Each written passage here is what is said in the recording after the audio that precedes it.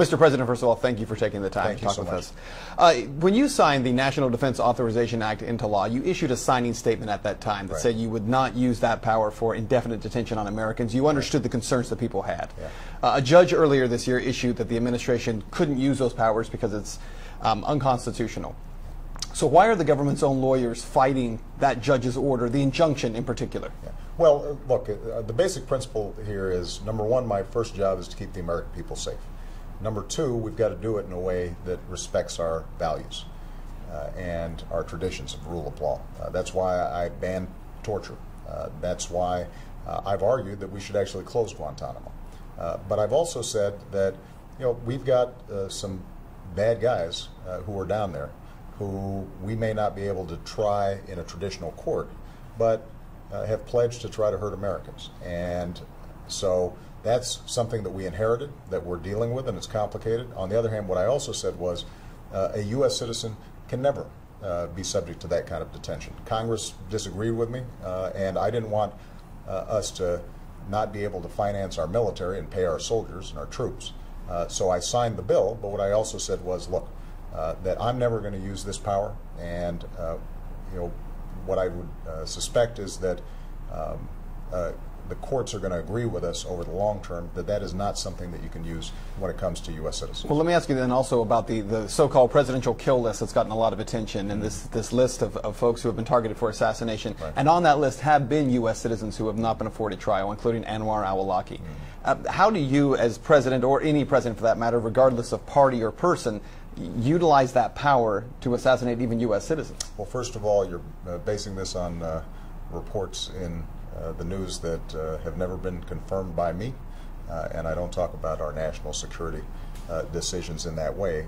More broadly, though, our goal has been to focus on al-qaeda, to focus narrowly on those who would pose an imminent threat to the United States of America, and that's why it's not just bin Laden, but a whole tier of al-qaeda leadership has been taken off the field. And that's part of what has allowed us to now begin to transition out of Afghanistan, to begin to bring our troops home. We're going to have to be vigilant for the foreseeable future when it comes to terrorists, but we have to do so in a way that is consistent with the laws of war, with international law.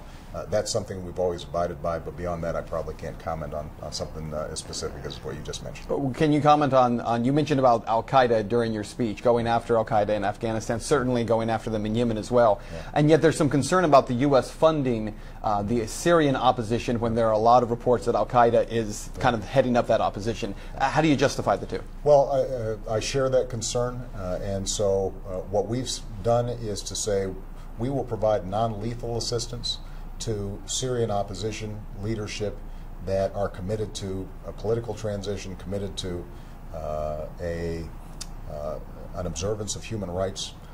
We're not going to just dive in and get involved with a civil war that in fact involves some elements of people who are genuinely trying to get a better life, but also involve some folks who would over the long term do the United States harm. So Syria is a tough situation, but this is an example of a broader foreign policy that I've tried to implement that is practical, that applies common sense, that says we can't solve every problem or throw our troops into harm's way every time there's a situation in the Middle East. What we have to do is selectively say, what is it that is most important to protect U.S. persons, U.S. property, our bases around the world, and how can we help those forces that care about human rights, those forces that are seeking democracy. We want to encourage them. In some cases, like Libya, we're able to make a difference. Syria is a more complicated situation, and we're trying to work with the international community to see if we can bring about Assad leaving, and we can bring about a more peaceful resolution of the problem. And you did mention one more. You did mention in the speech as well about Afghanistan, and yet while we do see a drawdown of troops, we're talking about at least 10 more years there being spent in an advisory role. And yet we continually see these Afghan soldiers and policemen turn their weapons on our soldiers.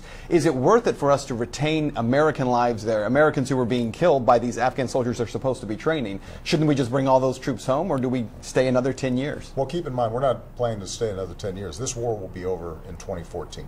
What we've said is we'll partner with Afghans, just as we partner with a whole bunch of countries all around the world.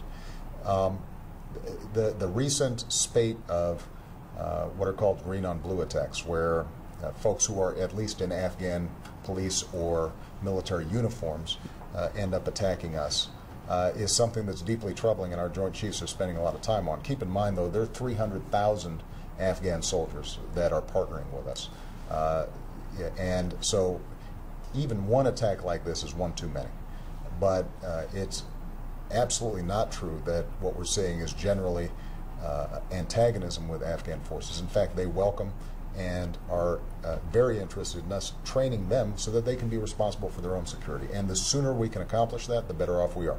But my intention is we are going to have our combat troops out of Afghanistan by the end of 2014. And this is a contrast among many that I've got with the other party. Governor Romney hasn't been clear about what exactly his plans are when it comes to Afghanistan. He criticized me about ending the war in Iraq, as I did. I think the American people understand that after a decade of war, our soldiers, sailors, Marines, airmen, Coast Guardsmen, and their families have made enormous sacrifice. They've carried an enormous burden. We need to focus our attention not only on going after al-qaeda and terrorists who would attack us, but we've also got to do some nation building here at home. And that's going to be one of my number one priorities, is using some of the money that we're saving on war to help rebuild Ohio, help rebuild the United States, put people back to work, because we're only going to be as strong militarily as we are economically. And I think the choice in this election for a lot of folks is going to come down to who's going to be in a better position to strengthen our economy and our middle class, who've been taking it on the chin for over a decade now. And I'm confident that the plan I'll present on Thursday is going to be a better plan.